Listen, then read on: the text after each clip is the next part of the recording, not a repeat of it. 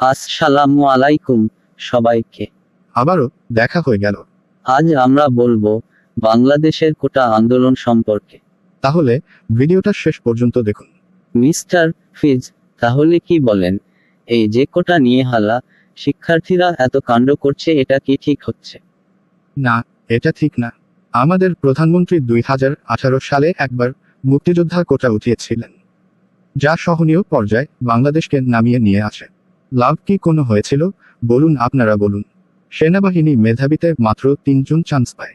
আমার কথা সেখানে না, আসলে সুযোগ তো সবারই সমান হওয়া দরকার, তাই না? না না না, সেটা না।